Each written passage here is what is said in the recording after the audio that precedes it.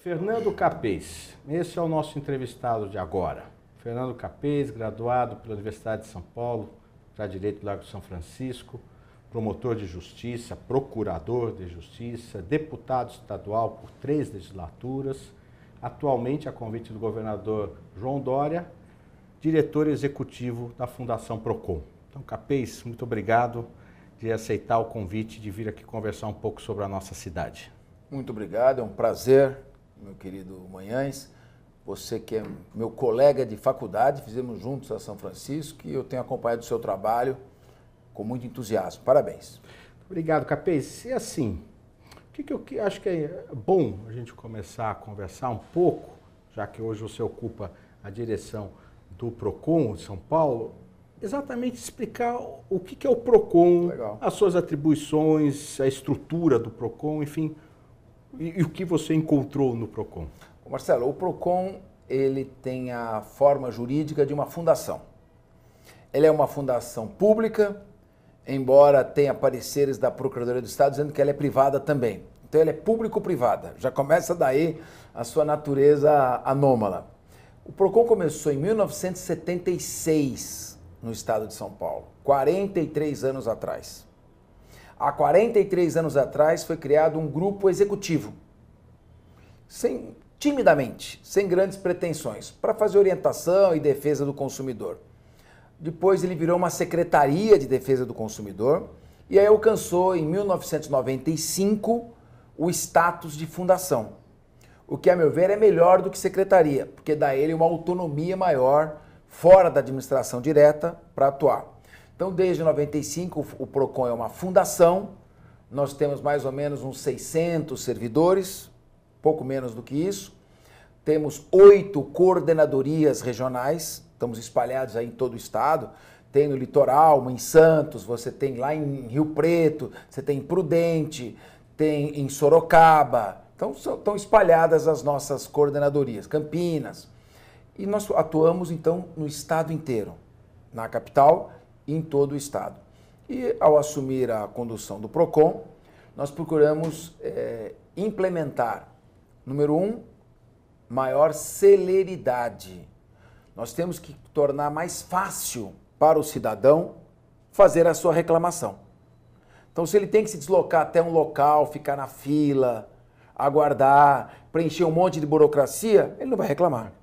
Ou seja, aí não vai funcionar a defesa do consumidor. Nós estamos agora permitindo que ele faça, por meio do celular, a sua reclamação. Então, pelo celular mesmo, independentemente de ter aplicativo, ele acessa ali Procon SP, dá uma googada. Aí abre a página do Procon e a primeira coisa que ele vai ver é faça a sua reclamação. Então ele pode fazer a reclamação online. Em 10 dias ele tem a resposta. E se em 10 dias não resolver, nós chamamos para conciliação. Então a marca que nós quisemos implementar, depois eu vou detalhar, foi a marca da celeridade, ele poder reclamar de maneira informal, prática e rápida. E o Procon responder também de forma rápida. Nós encontramos quase 5.000 processos ali, já fizemos 4.700. E pretendemos deixar uma marca de trabalho não ideológica, técnico. O trabalho é puramente técnico. Tem razão, não tem razão. Isso é interessante porque nós vínhamos de um processo pendular. Nada a favor do consumidor e, de repente, tudo a favor do consumidor. E ficou como se qualquer ponderação do consumidor fosse a pura verdade. Quando você adota essa linha não ideológica, mas sim técnica, de apurar aquilo que está ou não correto, você traz isso para o equilíbrio. E aí, realmente, as partes estão colocadas, aliás, é interessante, colocadas no mesmo ponto, porque às vezes as pessoas falam assim, mas por que proteção ao consumidor? Alguém quer ir contra o consumidor, bater no consumidor? Mas não, a ideia é exatamente botá-lo numa situação de equilíbrio, né, das partes. Eu acho que você usou a palavra que o país mais precisa. Equilíbrio. Equilíbrio. Ou nós estamos, é o tudo ou nada. Ou é o vale tudo, ou é atropelar a lei, atropelar a Constituição, praticar toda a sorte de abusos, aproveitar da condição de estar exercendo uma função pública para abusar dessa função. Então, é necessário que o movimento pendular chegue no meio. Nós aprovamos agora uma lei de abuso de autoridade necessária, porque não se pode ter um vale-tudo. A pretexto de se combater a criminalidade, ter um vale-tudo. E da mesma maneira, no PROCON, o que nós prezamos é pela existência de um equilíbrio, de uma ação técnica, de uma ação em que ou tem razão ou não tem razão. É evidente, quando se fala em proteção do consumidor, é importante que as pessoas compreendam. A legislação presume que o consumidor seja a parte vulnerável na relação de consumo. Essa é uma presunção, para lembrarmos aí as aulas de direito civil do saudoso Junqueira, né? Iuris et de iure. A presunção absoluta, ela não admite prova em contrário. Numa relação em que tem um fornecedor e tem o consumidor será sempre a parte vulnerável. Então cabe ao PROCON suprir esta vulnerabilidade, orientando, educando, assistindo, dando a ele o apoio necessário. Inclusive, de acordo com o que determina a lei, com a inversão do ônus da prova, desde que a alegação tenha verossimilhança, senão não inverte o ônus da prova. Então, consideradas todas estas condições, evidentemente, nós temos que atuar de maneira técnica. Ou seja, nós vamos te dar toda assistência, vamos analisar o teu caso rapidamente, vamos forçar o fornecedor a atender você no mais curto espaço de tempo, mas se você não tem razão, você não tem razão. Não dá para assumir uma postura ideológica, porque o século XXI não é mais o século das ideologias. O século XXI é o século da produção, do atendimento às necessidades básicas e fundamentais do cidadão, do progresso, da educação, do desenvolvimento econômico. É sobre isso que nós temos que meditar e nos preparar. A sociedade ela tem que estar preparada para ter um Estado menor, um Estado mais leve, um Estado mais ágil, um Estado que estimule a produção, com a produção virá a geração de empregos, e o Estado entra como ente regulador, coibindo apenas os abusos que vierem a ser praticados. Nessa linha da reclamação facilitada para o consumidor, então, ao chegar essa reclamação no PROCON, a reclamação é dirigida conforme a matéria a um determinado setor. Vamos pegar assim os grandes, por exemplo, questões de telefonia, questões de aviação, deve ter muita reclamação, não sei se ainda tem a questão das malas, se cobra preço. Diminuiu bastante, porque a gente está em cima das empresas. Diminuiu. Não, você está fazendo o seguinte, imagine o que é mais prático possível. Imagina a coisa mais prática e fácil e ágil que você possa imaginar. É assim que está funcionando. Então, eu não quero mais que o consumidor mande uma reclamação para o PROCON e aí um funcionário do PROCON analise a reclamação, verifique, intime o consumidor para complementar a reclamação, depois intime o fornecedor para responder, depois intime para marcar audiência. Eu não quero mais nada disso. Hoje, como é que funciona? Fez a reclamação online, por isso nós temos que educar o consumidor a reclamar online. Ela vai direto para o fornecedor. O PROCON apenas monitora, ele está acompanhando. No momento que ele fez a reclamação, o fornecedor já recebeu. E no momento que fez a reclamação, já começou a contar o prazo de 10 dias. E se o fornecedor atender 85% das reclamações que chegarem para ele, eu vou dar um prêmio para ele. Vou dar um selo empresa amiga do consumidor, que eu tiro no mês seguinte se ele não mantiver o índice de 85%. Ou seja, nós estamos facilitando de uma maneira e desburocratizando. Eu já fazia isso como promotor, eu ia no cartório ver se tinha processo esperando na prateleira, já mandava vir. Eu estou percorrendo, tem processo ali, eu chamo a empresa, falo, você tem 400 processos aí. Você quer fazer a tramitação regular, é o seu direito. Mas você pode também botar uma equipe aqui mesmo e atender o consumidor em todas essas reclamações. E aquilo que você achar que não dá, aí eu tramito o processo. E nós estamos baixando as pilhas de uma maneira, eu estou te falando, nós fizemos quase 5.000 processos em 8 meses. É muita coisa. E justamente você citou da conciliação. Então é nesse processo de conciliação que vocês estão conseguindo o sucesso. Harmonia. Chamamos, eu falei, você tem interesse. O fornecedor hoje que faz um pós-venda mal feito, está fora do mercado. Então, a pré-venda, que é a publicidade, depois tem o atendimento na venda. Hoje as pesquisas mostram que não são tão importantes quanto o pós-venda, que leva um desgaste da imagem enorme. Então, o que eu convido as empresas? Fortaleça o seu saque e vem aqui no Procon resolver os problemas do consumidor. Com isso, olha, nós até agora realizamos 15 mil audiências, 113 mil atendimentos, com índice de solução de 79%. E mesmo agindo de forma absolutamente técnica, mas atuante, nós arrecadamos, até o final do ano, vamos arrecadar 125 milhões em multas pagas. As pessoas não estão contestando, as empresas não estão contestando, estão pagando, porque estão acreditando no que o Procon está fazendo. 125 milhões e os processos traduzem multas de mais de 800 milhões. Vai tudo para inscrição na dívida ativa. Então, não é o nosso objetivo, mas acredito que as empresas perceberam que o Procon agora é para valer. Ou seja, o Procon age tecnicamente, faz o que tem que fazer e tramita com rapidez e transparência o que tem que tramitar. Dentro do Procon, existe um setor específico para análise de questões imobiliárias? Então, agora diminuiu, mas em 2014, 15, 16, houve aquela avalanche de processos de resoluções contratuais de compromissos de venda e compra. Existe um setor específico para tratar das questões imobiliárias, dos contratos imobiliários? Existe um setor de superendividamento e nós temos a nossa diretoria de atendimento e orientação. Eu estou mantendo um contato muito próximo com as associações, como o Secov, por exemplo, que representam o setor, e nós estamos procurando antecipar os problemas. Então, nós levamos a eles a posição do Procon.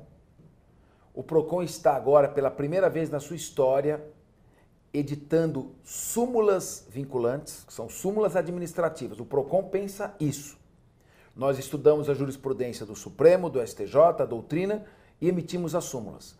E todas as entidades conveniadas ao Procon, nós estamos no estado inteiro. Os municípios têm Procon, os Procons municipais. Mas quem mantém os Procons municipais é o Procon estadual. Então, são todos conveniados. Nós vamos chegar a 400 convênios. Não precisa muito mais que isso, porque tem muito município de 2 mil, 3 mil, 5 mil habitantes em São Paulo. Então, com 400 convênios, 400 e pouco, você cerca todos. E aí, quem não seguir a súmula vinculante, nós avocamos o processo e decidimos. Ou seja, o Procon está dando previsibilidade, segurança jurídica, porque um país não progride, não se desenvolve sem previsibilidade, sem segurança jurídica. Então, um país em que cada agente público age de acordo com a sua cabeça, com as suas convicções, em pouco tempo ele se transforma num hospício.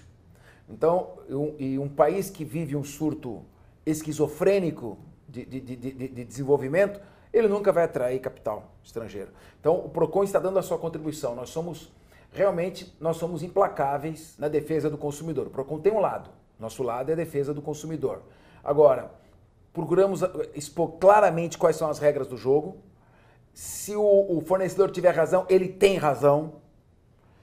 Não existe postura ideológica, política, filosófica, de qualquer espécie. Existe a lei e os direitos. E é isso que o Procon procura fiscalizar. Eu fui numa reunião de Procon, fiquei escandalizado com uma jovem presidente do Procon municipal, dizendo que o fornecedor é aquele que acorda todo dia pensando em como prejudicar o consumidor. E o nosso dever é destruí-lo. Eu falei, então você está, na verdade, querendo destruir o seu país. Porque você quer destruir quem dá emprego, você vai destruir os empregos dos trabalhadores. Então, nós não pensamos assim. Nós acreditamos num Estado que tenha pouca despesa pública, pouca presença no setor público, só naquilo que é fundamental e essencial, um Estado que incentive a privatização, um Estado leve, para não dizer um Estado mínimo, e com isso favorecer, com a queda da arrecadação tributária, a criação de empresas, startups, novos empreendedores, ou mesmo a garantia de novos empregos, para que as pessoas possam trabalhar e aí adquirir a sua independência financeira, não precisarem de esmola do poder público. Ainda sobre os contratos imobiliários, o que se viu foi, nesse período da crise, de vários distratos e tal, as ações judiciais levando os incorporadores a não só recuperar os imóveis diante do distrato, e isso aumentar o seu estoque, então aumenta o estoque, novos compradores não vêm, aquilo vai se avolumando, e ainda tem que devolver 100% dos recursos pagos até então pelos compradores às incorporadoras.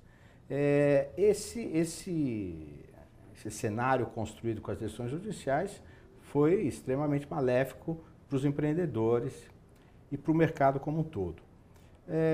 Daí veio a promulgação da Lei 13.786, de 2018, chamada Lei do Distrato, e ela fixou parâmetros de multas que podem ser aplicadas pelo incorporador no caso de uma resolução contratual. A lei, Capês, ela fala que a multa ela pode ser, especificamente num dos incisos, de até 25%. Bom, muito bem. Aí começam as dúvidas e as interpretações, na verdade. Em vários dos seminários que a gente acaba participando,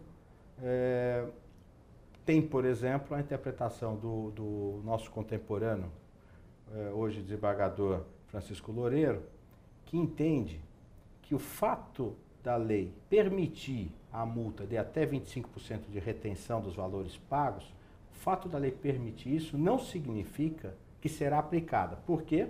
Porque ele se socorre do artigo 413 do Código Civil, que dá ao juiz a possibilidade de dosar a aplicação desses 25%. Então, aqui vai uma provocação ao diretor do PROCON. Será que não vale a pena avançarmos um pouco no debate para que o PROCON tenha também, então, uma orientação dele, PROCON, ao consumidor, no sentido de, olha, o seu risco de perda é efetivamente de 25%, ou, se for o outro entendimento do PROCON, de que, ainda que o contrato esteja prevendo 25% de retenção dos valores pagos, o juiz pode dosar, baseado no 413, e aí diminuir, reduzir essa pena. Como você vê essa discussão? Quer dizer, a lei não veio, então, para definir de vez, porque já tem interpretações um pouco diferentes. Eu acho o seguinte, primeiro a lei é muito recente, nós temos que aguardar a cristalização da jurisprudência. Em segundo lugar, o que se constatou é que se houvesse uma postura, como era a postura do Poder Judiciário, excessivamente protetiva, a ponto de nulificar ou a ponto de fragilizar compromissos assumidos, ela criaria essa posição pretensamente protetiva, ela provocaria instabilidade e insegurança jurídica. E qual a consequência da instabilidade e da insegurança jurídica? Inibia as novas incorporações. As empresas iam se recolher, porque iam ficar com estoque de imóveis devolvidos, e inibida, e aconteceria que elas gerariam desemprego, a construção civil cairia drasticamente, as pessoas não encontrariam mais emprego, ou aqueles que precisariam comprar os imóveis teriam que procurar adquirir imóveis em escassez, o que elevaria o preço. E o que é pior, essa pretensa tutela ao lado mais fraco acabou beneficiando os grandes investidores, que eram aqueles que compravam vários imóveis na planta como uma forma de investimento. Alocava o seu do mercado financeiro, alocava para a aquisição de imóveis. E, dependendo do mercado, se não fosse interessante para eles continuar investindo, alegavam o distrato e recebiam, com juros e correção, todo esse valor. Então, a lei veio corrigir esse tipo de distorção.